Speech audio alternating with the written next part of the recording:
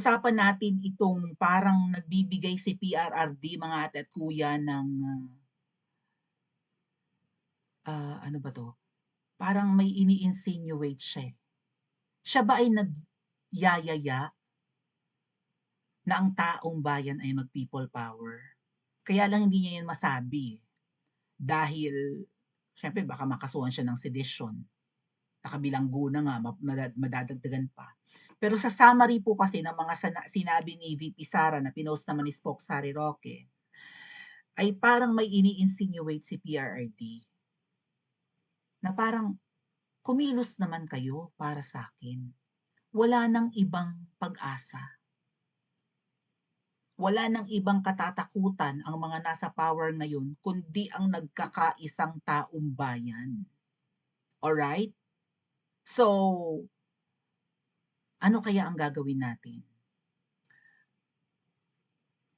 Susundin natin yung pahaging ni PRRD o maduduwag pa rin tayo at papayag tayong nasasabotahe pa rin? Kasi maraming ahas sa hanay natin. Maraming mga nagkukunwaring Duterte supporters pero mga duwag at mga pakawala ng kalaban. Kasi nga walang pera ang mga Duterte, wala silang pambayad sa mga followers pero ang kabila bumabaha, umuulan ang pera, bumubuhos ang pera. Sa hirap ng buhay sa Pilipinas, ay napakaraming taong andaling tuksohin ng pera. Kahit sambang-samba ka pa sa mga Duterte, kapag kagipit ka na, kakapit ka sa patalim. Or maybe in the first place, nagkukunwari lang naman talagang Duterte supporters at ang dami niyan. Okay? O ano, after 7 months na sinabi ko na may mga ahas, ngayon lang kayo naniwala. December pa ako ngaw-ngaw na ngaw-ngaw, may mga double agents, may mga pekeng Duterte supporters. May mga Duterte supporters na makakaliwa pala. Meron diyan mga pink. Or maybe yung iba nag-start naman as Duterte supporters kaya lang walang napapala. Okay, walang pera ang mga Duterte and now, may mga nanunuhol, may mga bumibili. Ako na ang magsasabi sa inyo mga kababayan, ako na. Niyayaya ako ng kabila. December pa lang. And recently, minessage na naman ako, niyayaya ako sa kabila. Bukod sa niyayaya, meron din naghahangad na maging Pebbles the second ako. Ibig sabihin, may naghahangad at may gustong-gustong bumaligtad ako. Yan yung double agent na Jollibee bida-bida na balahura ang bunganga. Yan ahas yan. Ingat kayo dyan. Oh, December ko pa yan ginangaw nga. Ini-invite ako sa kabila, maraming projects, marami tayong activities, dito ka na lang. Total inaaway ka naman ng mga bida-bidang yan, dito ka na lang. Masaya dito. Welcome ka dito, Maui. Dito ka naman galing, dati ka namang ensaymada. Nagyayaya ang kabila. At kung mahina-hina ang loob mo, bibigay ka. Dahil hindi ka naman nila dadaanin muna sa santong paspasan, santong dasalan muna. At yung iba, o sige ha, maniktik ka lang dyan. O, basta ano, timbrehan mo lang kami ha, kung anong mga balak nila. Kami nang bahala sa'yo, hayahay ang buhay mo. Okay, so balikan natin yung summary at sa tingin ko dito may pahaging talaga si PRRD mga kababayan eh. And nasa sa inyo na lang dyan sa Pilipinas kung kayo baga ay kikilos o matutulog at tatanggapin na lang at hahayaan nyo na lang na again mga kababayan baka mahuli ang lahat. Ha? Lalo baka bumigay ang kalusugan ni PRRD. So pinost ni Spoke Sally Roque yung summary ng update kay PRRD sa Dahig dahil si VP Sara ay nandun. Ito po yan.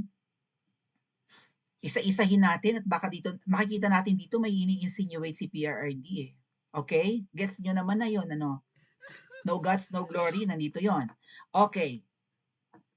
Nagsimula ang ulat ni VP Sara sa pangungumusta kay Tatay Digong. Okay naman daw si Tatay Digong ayon kay VP Sara pero he is not in the mood. Kaya nga kanin siguro mainit ang ulo. Huwag niyo na akong iuwi sa Pilipinas kung bangkay na rin lang naman ako. Dito niyo na ako i-cremate dito pala ako mamamatay eh. I-cremate niyo ako dito. Oh, nagbigay na ng huling habilin si Tatay Digong. Yun nga yung kanina, ipakremate na lang daw siya doon sa Dahig. Nagsabi si VP Sara na pag-uusapan na lang muli ito sa susunod na pagkikita dahil hindi siya pro cremation. Ayaw ni VP Sara na ipasunog ang bangkay ni PRRD.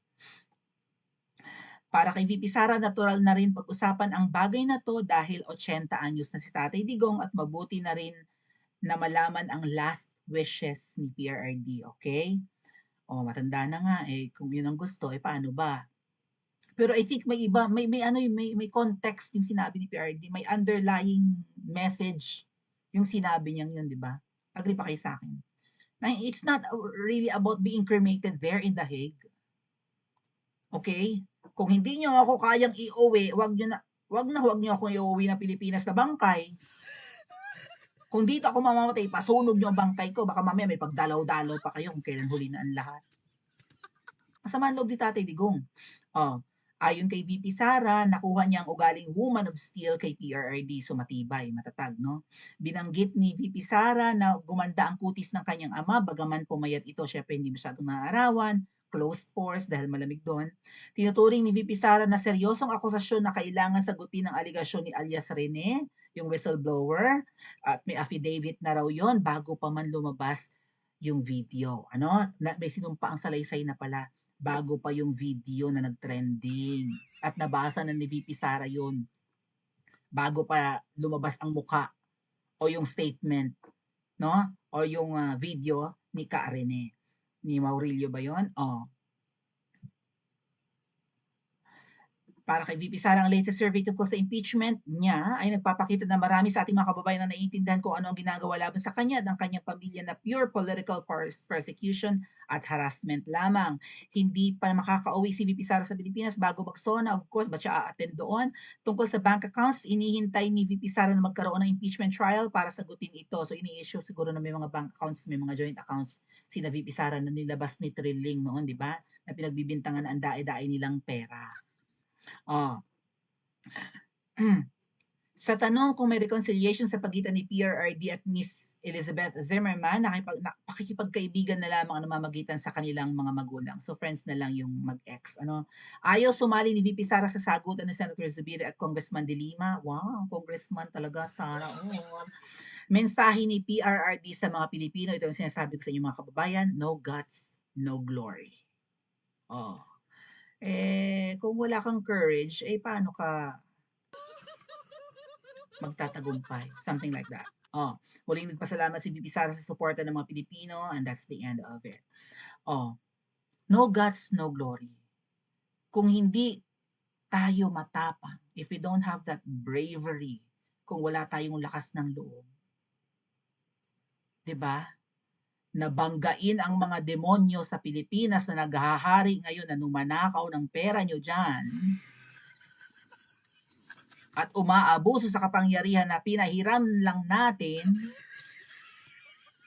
hindi tayo magiging masaya, hindi tayo magdiriwang, hindi tayo magtatagumpay. Kung tatanggapin na lang natin na maghahari pa ulit yan for another 3 years at baka mamaya mahilot pa nila at magawa ng paraan na ma-extend pa yan, tanggapin natin ang ating kapalaran na tayo yung mga bigo at nanakawan na lang. Yan ang mensahe ni PRRD sa ating lahat. No guts, no glory. Kung hindi ka pangahas, hindi mo malalaman ang resulta. Kung duwag tayong lahat, walang mangyayari. Kung takot tayong lahat, kung tamad tayong lahat, kung wala tayong pakialam, no glory, mga kababayan. So, saan natin dadalhin yung ating guts, yung ating courage, yung ating bravery, yung ating katapangan, yung ating kabayanihan? Saan natin dadalhin? Saang kalsada? Saang lugar? Para tayo'y magtagumpay laban sa mga demonyong naghahari sa Pilipinas. Dahil kahit si PRRD sa tingin niya, hindi tayo magtatagumpay sa mga magnanakaw, sa mga kurakot, sa mga sindikato, sa mga kriminal, kung wala tayong gagawin. Kung tatanggapin na lang natin na pinaghaharian tayo ng mga sindikato at kriminal, at kurakot, at inutil, lahat ng kademonyuhan, pinagmamay-arian ng mga nasa kapangyarihan. Lahat ng kasamaan, pinoposes nila. Oh, kung wala tayong katapangan, kung hindi tayo maglalakas ng loob, hindi tayo mananalo. Kung wala tayong gagawin, lalong lalakas ang mga nasa pwesto. Kasi nagbibingi-bingihan tayo or maybe naduduwag lang tayo. Kaya would you agree with PRRD? No guts, no glory? Pa-comment po sa comment section at mag-like and subscribe din po kayo. At saan natin gagawin yan? Saan natin ipapakita ang ating guts? Saang lugar?